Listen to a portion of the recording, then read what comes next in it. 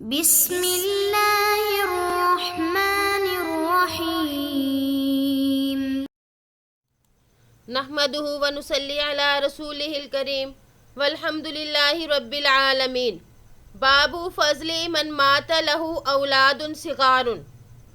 اس شخص کی فضیلت جس کے چھوٹے بچے فوت ہو جائیں۔ عن انس رضی اللہ عنہ قال قال رسول اللہ صلی اللہ علیہ وسلم ما من مسلم يموت له ثلاثة لم يبلغ الحنس الا ادخله الله الجنہ بفضل رحمتی ایاہم، متفق علیہ۔ حضرت انس بن مالک رضی اللہ عنہ سے روایت ہے کہ آپ صلی اللہ علیہ وآلہ وسلم نے ارشاد فرمایا کہ جس مسلمان کے 3 بچے بالغ ہونے سے پہلے فوت ہو جائیں تو اللہ جل شانہ اس کو اپنی رحمت کے فضل کے ساتھ جنت میں داخل فرمائے گا۔ تو اس حدیث مبارک میں ان لوگوں کی فضیلت کو بیان کیا گیا جن کے چھوٹے بچے فوت ہو جائیں۔ فرمایا کہ جس کے 3 بچے انتقال کر جائیں اور وہ ایمان کے تقاضے کے مطابق ان بچوں کے انتقال پر صبر کرے اور اللہ سے ثواب کی امید رکھے تو اللہ جل شانہ بھی اس کو جنت میں داخل فرما دیں گے۔ ہنس بمعنی گناہ، مطلب یہ کہ بلوغت سے پہلے وہ بچے فوت ہو جائیں۔ اگر بالغ ہو جائیں تو پھر ان کے اعمال پر ثواب اور گناہ ہوتا ہے، اور اگر بلوغ سے پہلے فوت ہو جائیں تو وہ معصوم ہوتے ہیں، اور ان کے والدین کو اللہ تعالیٰ نے یہ بشارت دی، یہ خوشخبری دی۔ وعن ابی ہریرہ رضی اللہ عنہ قال قال رسول اللہ صلی اللہ علیہ وسلم لا يموت لأحد من المسلمین ثلاثة من الولد تمسه النار الا تحلة القسم، متفق علیہ۔ وتحلة القسم قول التي تعالى وإن منكم إلا واردها، والفرود هو العبور على الصراط أو هو جسر منصوب على ظهر جہنم عافانا اللہ منها۔ حضرت ابو ہریرہ رضی اللہ عنہ سے روایت ہے کہ آپ صلی اللہ علیہ وآلہ وسلم نے ارشاد فرمایا جس مسلمان کے 3 بچے فوت ہو جائیں اسے جہنم کی آگ نہیں چھوئے گی مگر قسم پوری کرنے کے لیے آگ پر سے گزرے گا۔ اس کو بخاری اور مسلم نے روایت کیا۔ وَتَحِلَّةُ الْقَسَمِ، تحلۃ القسم یعنی اللہ جل شانہ کا فرمان ہے تم میں سے ہر شخص اس جہنم پر سے گزرے گا، اور ورود سے مراد پل صراط سے گزرنا ہے۔ یہ ایک پل ہے جو جہنم کی پشت پر بنایا گیا، اللہ تعالی ہمیں عافیت سے اس پر سے گزار دے۔ اس حدیث مبارک میں آپ صلی اللہ علیہ وآلہ وسلم نے جن کی اولاد فوت ہو گئی ہو ان کو ایک بشارت دی کہ وہ جہنم میں نہیں جائیں گے، یعنی جس کے 3 بچے مر جائیں تو وہ جنت میں جائے گا۔ ہاں، قسم پوری کرنے کے لیے اس کو جہنم سے گزرنا ہوگا، جیسے کہ اللہ جل شانہ کا ارشاد ہے کہ ایسا کوئی شخص نہیں جو دوزخ میں داخل نہ ہو۔ تو یعنی دوزخ پر سے گزرے گا، خواہ وہ بجلی کی طرح ایک لمحہ میں گزر جائے یا کچھ دیر سے گزرے، یا بجلی سے کچھ دیر سے لیکن ویسے جلدی ہو۔ بہرحال جو کمزور ایمان والے اور کافر ہوں گے وہ جب اس پل صراط سے گزریں گے تو کٹ کر جہنم میں گر جائیں گے، پھر کمزور ایمان والوں کو شفاعت کے ذریعے جہنم سے نکال لیا جائے گا۔ تو حدیث کا مطلب یہ ہوا کہ جس مسلمان کے 3 بچے مر جائیں گے تو وہ دوزخ میں نہیں جائے گا، صرف اتنے لمحے کے لیے اس دوزخ میں جانا ہوگا کہ خدا کی قسم پوری ہو جائے، اور وہ قسم مختصر وقت میں پل صراط کے اوپر سے گزرنے کا وقفہ ہے، یعنی پل صراط کے اوپر سے گزرنے میں جتنی دیر لگتی ہے اتنی دیر میں اس کی اللہ تعالیٰ کی قسم بھی پوری ہو جائے گی اور وہ جنت میں چلے جائے گا۔ تو اس میں بھی بشارت ہے، جیسے کہ ہم نے پہلے بتایا کہ یہ ان بچوں کے فوت ہونے پر ہیں جو کم سن ہوں۔ وعن ابی سعید خدری رضی اللہ عنہ قال جاءت امرأة الى رسول اللہ صلی اللہ علیہ وسلم فقالت یا رسول اللہ ذهب الرجال بحدیثک فاجعل لنا من نفسك يوما ناتيك فيه تعلمنا مما علمك الله قال اجتمعنا يوم كذا وكذا فاجتمعنا فأتاهن النبي صلى الله عليه وسلم فعلمهن مما علمه الله ثم قال ما من كنا من امرأة تقدم ثلاثة من الولد إلا كانوا لها حجابا من النار فقالت امرأة واثنين فقال رسول اللہ صلی اللہ علیہ وسلم واثنين متفق علیہ۔ حضرت ابو سعید خدری رضی اللہ عنہ سے روایت ہے کہ ایک عورت آپ صلی اللہ علیہ وآلہ وسلم کے پاس آئی اور کہا اے اللہ کے رسول، مرد آپ صلی اللہ علیہ وآلہ وسلم کی باتیں لے گئے، پس آپ اپنی طرف سے ایک دن ہمارے لیے مقرر فرمائیں، ہم اس دن آپ صلی اللہ علیہ وآلہ وسلم کے پاس آئیں تو آپ اس دن ہمیں ان باتوں کی تعلیم دیں جو اللہ نے آپ کو سکھلائی ہیں۔ آپ صلی اللہ علیہ وآلہ وسلم نے ارشاد فرمایا فلاں فلاں دن تم جمع ہو جاؤ۔ پس وہ سب اکٹھی ہوئیں تو ان کے پاس آپ تشریف لے گئے اور ان کو ان باتوں کی تعلیم دی جو اللہ نے آپ کو سکھلائی تھی۔ پھر آپ صلی اللہ علیہ وآلہ وسلم نے فرمایا تم میں سے جو عورت اپنے 3 بچے آگے بھیج دے تو وہ اس کے لیے جہنم کی آگ سے رکاوٹ بن جائیں گے۔ پس ایک عورت نے عرض کیا 2 بچوں کا کیا حکم ہے؟ تو آپ صلی اللہ علیہ وآلہ وسلم نے ارشاد فرمایا 2 کا بھی یہی حکم ہے۔ تو اس حدیث میں بھی آپ صلی اللہ علیہ وآلہ وسلم نے بشارت دی ہے 3 بچوں کے فوت ہونے پر، لیکن پھر بعد میں جب آپ سے یہ فرمایا گیا کہ 2 تو آپ نے 2 پر بھی یہ بشارت دی۔ تو اس سے معلوم ہوا اس حدیث سے کہ دیکھیں عورتوں کے اندر بھی دینی تعلیم کے حصول کا کس قدر جذبہ تھا، تو عورتوں میں یہ جذبہ ہونا چاہیے اور عورتوں کے لیے بھی دینی علوم کے سکھلانے کا اہتمام بھی کرنا چاہیے تاکہ ایک طرف تو ان عورتوں کی بھی اصلاح ہو سکے اور دوسری طرف ان کے بچوں کی بھی اصلاح ہو جو ان کی گود میں پرورش پاتے ہیں، تاکہ ان کی صحیح تربیت ہو سکے، کیونکہ ماں کی گود جو ہے وہ بچوں کا پہلا مدرسہ ہے۔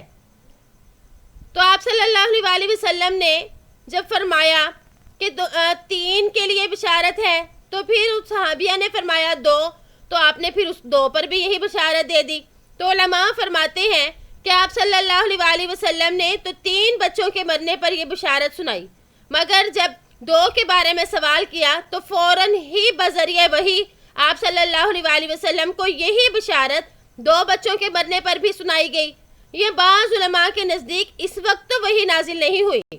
مگر آپ نے 2 بچوں کے بارے میں بھی اللہ سے دعا مانگی جو اللہ جل شانہ نے قبول فرما لی، چنانچہ آپ صلی اللہ علیہ وآلہ وسلم نے عورتوں کو وہ خوشخبری بھی سنا دی۔ تو اس سے یہ معلوم ہوا کہ اگر اللہ تعالیٰ کسی کے بچوں کو لے لیتا ہے تو اس کے بدلے میں اسے جنت عطا فرماتا ہے، تو یہ کوئی گھاٹے کا سودا نہیں۔ اس لیے جب کوئی اتنے بڑی آزمائش میں آ جائے، یعنی جس کا بچہ فوت ہو جائے، تو وہ اس پر جزا فضا نہ کرے، بلکہ اللہ تعالیٰ سے اس بڑے اجر کی امید رکھے، کیونکہ اگر جزا فضا کرے گی تو نہ تو اس کا بچہ واپس آئے گا بلکہ وہ اس اجر عظیم سے بھی محروم نہ ہو جائے، کیونکہ اس کی زبان سے کوئی ناشکری والے کلمات، کوئی کفر والے کلمات نہ نکلے، تو پھر یہ نہ ہو کہ اس کو جو ہے نقصان ہو۔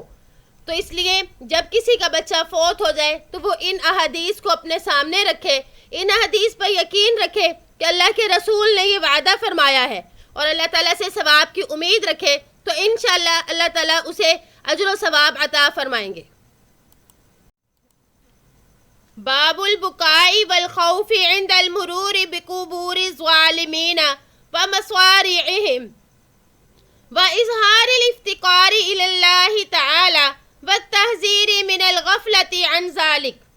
ظالموں کی قبروں اور ان کے تباہ شدہ مقامات سے گزرتے وقت رونے اور ڈرنے اور اللہ کی بارگاہ میں اپنی احتیاج کو ظاہر کرنے اور اس میں غفلت کرنے سے ڈرانے کا بیان۔ امام نووی رحمہ اللہ نے یہ باب قائم کیا تو اس میں ایک بتایا کہ جب ایسے لوگوں کی قبروں سے گزر ہو جو کہ ظالم تھے، جن پر اللہ کا عذاب آیا، تو اس وقت ہمیں ان قبروں سے عبرت حاصل کرنی چاہیے اور ان قبروں سے گزرتے وقت اللہ سے ڈرنا چاہیے اور اللہ کے حضور معافی مانگنی چاہیے۔ تو اس میں ان کا ایک طریقہ بتایا کہ ان کی قبروں سے کس طرح سے گزرنا ہے، نہ کہ یہ ہو کہ ہم ان قبروں کے پاس جائیں اور وہاں پہ کوئی سیر و تفریح کے لیے جائیں یا وہاں پر دیکھیں اور بیٹھیں زیادہ دیر، ایسا نہ ہو، بلکہ ان کی قبروں کے پاس سے گزرتے ہوئے کیا کرنا ہے، تو اس باب میں وہ بتایا گیا کہ اللہ تعالیٰ سے، اللہ کے عذاب سے پناہ مانگنی چاہیے، اللہ کا خوف دلوں میں ہونا چاہیے۔ وعن ابن عمر رضی اللہ عنہما ان رسول اللہ صلی اللہ علیہ وسلم قال لأصحابه يعني لما وصلوا الحجر ديار ثمود لا تدخلوا على هؤلاء المعذبين إلا أن تكونوا باكين فإن لم تكونوا باكين فلا تدخلوا عليهم لا يصيبكم ما أصابهم متفق علیہ۔ حضرت ابن عمر رضی اللہ عنہما سے روایت ہے کہ رسول اللہ صلی اللہ علیہ وآلہ وسلم نے اپنے صحابہ سے جبکہ وہ مقام ہجر پر جہاں قوم سمود کے مکانات تھے پہنچے تو ارشاد فرمایا، تم ان عذاب یافتہ لوگوں کے پاس سے گزرو تو روتے ہوئے گزرنا، اگر تم ایسا نہ کر سکے تو وہاں سے مت گزرنا، کہیں تمہیں بھی وہ عذاب نہ پہنچے جو انہیں پہنچا ہے۔ وفی روایت قال لما مر رسول اللہ صلی اللہ علیہ وسلم بالحجر قال لا تدخلوا مساکن الذین ظلموا انفسهم ان يصيبكم ما اصابهم الا ان تكونوا باکین ثم قنع رأسه واسرع الصعير حتى اجاز الوادی۔ اور ایک روایت میں ہے حضرت ابن عمر رضی اللہ عنہما نے فرمایا، جب آپ صلی اللہ علیہ وآلہ وسلم مقام ہجر سے گزرے تو ارشاد فرمایا، تم ان لوگوں کے گھروں میں داخل مت ہونا جنہوں نے اپنی جانوں پر ظلم کیا، کہیں تم کو بھی عذاب نہ آئے جو انہیں پہنچایا۔ ہاں تم روتے ہوئے وہاں سے گزرو۔ پھر آپ صلی اللہ علیہ وآلہ وسلم نے اپنا سر مبارک ڈھانپ لیا اور سواری کو تیز کر دیا، یہاں تک کہ آپ صلی اللہ علیہ وآلہ وسلم اس وادی سے گزر گئے۔ اس میں آپ صلی اللہ علیہ وآلہ وسلم نے یہ فرمایا کہ جس جگہ اللہ کا عذاب آیا ہو اس جگہ سے گزرنے کا کیا طریقہ ہے۔ تو اس حدیث میں اس طریقے کو بیان فرمایا کہ قوم سمود کے جو مکانات ہیں، کیونکہ ان پر اللہ کا عذاب آیا تھا قوم سمود پر، اور ان کی طرف حضرت صالح علیہ السلام مبعوث ہوئے تھے، تو ان کے یہ مکانات جو ہیں تو ان سے تمہارا گزر اس طرح سے ہو۔ تو یہ مکانات جو ہے یہ ملک شام اور مدینہ منورہ کے درمیان میں واقع ہیں۔ یہ واقعہ جب آپ صلی اللہ علیہ وآلہ وسلم نے اس طرح سے فرمایا، یہ اس وقت کا ہے جب آپ صلی اللہ علیہ وآلہ وسلم غزوہ تبوک کے لیے ملک شام کی سرحد کی طرف تشریف لے گئے۔ تو آپ نے پھر اس کا یہ طریقہ بتایا، ان تکونوا باکین، یعنی روتے ہوئے گزرو۔ اس سے معلوم ہوا کہ جب کسی قوم پر عذاب آئے تو وہاں پر جانا ہو تو عبرت اور نصیحت حاصل کرنے کے لیے جاؤ، اور اپنے اندر اس عبرت اور نصیحت حاصل کرنے کے جذبے کے ساتھ ساتھ اللہ کا خوف بھی ہو کہ ان پر یہ عذاب آیا تو ہمارے اوپر بھی یہ عذاب آ سکتا ہے۔ اور ایسی جگہوں کو تفریح گاہ بنانا، وہاں پر جا کر ٹھہرنا اور خوشی منانا یہ کسی طرح بھی جائز نہیں ہوگا،